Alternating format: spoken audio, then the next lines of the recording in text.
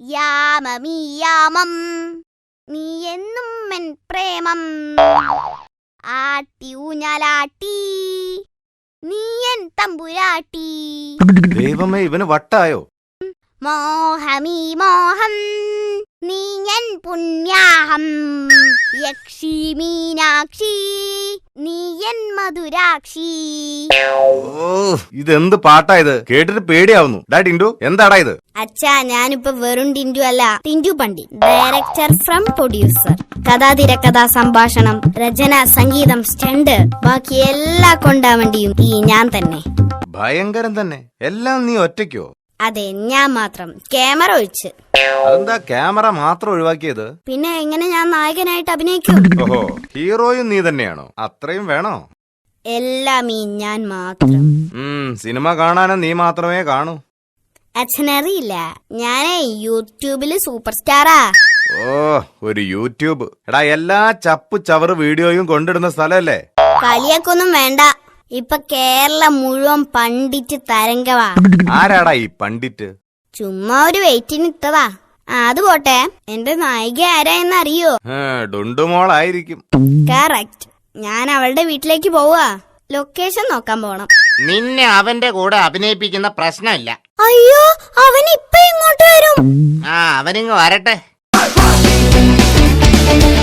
അവൻ വരുന്നു.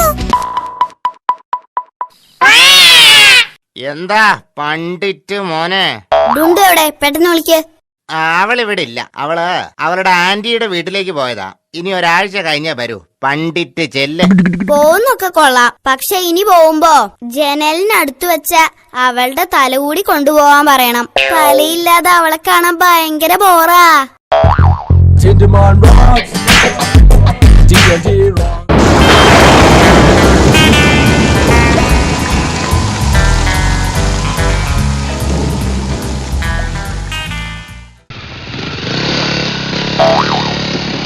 എടാ കാന്താരി, നിനക്ക് എത്ര വയസ്സായി?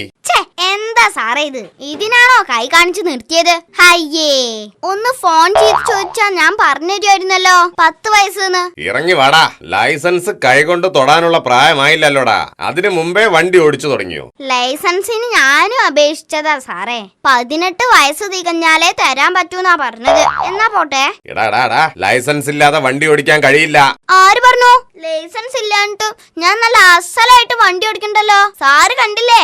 അതൊക്കെ ചുമ്മാ ഓരോരുത്തര് പറഞ്ഞുണ്ടാക്കുന്നതാ സാറേ. വിളയാതടാ, ഫൈൻ അടയ്ക്കണം. ദൈവമേ, കുഴഞ്ഞോ?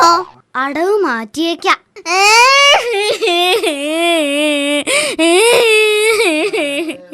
സാറേ, സത്യമായിട്ടും എനിക്ക് വണ്ടി ഓടിക്കാൻ അറിയില്ല. ഞാൻ പഠിക്കുക സാറേ. പഠിക്കാൻ ലൈസൻസ് വേണ്ടല്ലോ.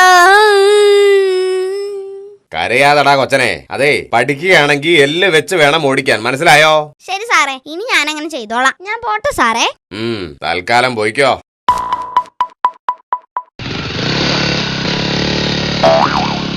എടാ റാസ്കൽ, നിന്നോടല്ലടാ പറഞ്ഞത് എല്ല് വെച്ച് ഓടിക്കണമെന്ന്.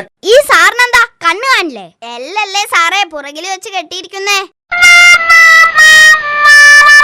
എടാ PC, ഈ നീർക്കോലിയെ പിടിച്ച് ജീപ്പിലിട്. സ്റ്റേഷനിൽ കൊണ്ടുപോയിട്ട് ഇവന്റെ എല്ല് പൊടിയാക്കണം. ഇന്ന് നിന്റെ എല്ല് പൊടിയാക്കും മോനെ. അതെന്താ, പോലീസ് സ്റ്റേഷനിൽ വളത്തിന്റെ ഏർപ്പാടുണ്ടോ? സാറേ, സ്റ്റേഷനിലെത്തിയ 1 കിലോ ചാള തരണം. ചാളയോ? സ്റ്റേഷനിലോ? എന്തു പറഞ്ഞടാ റാസ്കൽ? ഇയാളെന്തിനാ ചൂടാവുന്നേ? ഇന്ന് പത്രത്തിൽ കണ്ടല്ലോ, പോലീസ് കേരളം മുഴുവൻ വല വീശിയിട്ടുണ്ടെന്ന്.